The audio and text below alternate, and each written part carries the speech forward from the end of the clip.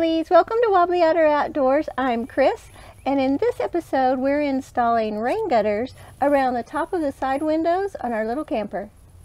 The reason we're installing the rain gutters is, of course, to keep rain from going into the windows when it's raining.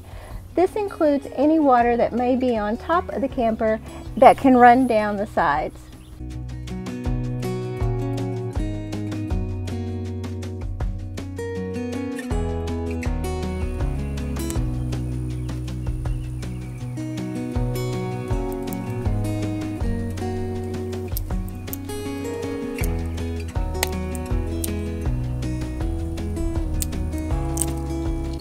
Rubbing alcohol is recommended for cleaning the area. We're going to be using denatured alcohol.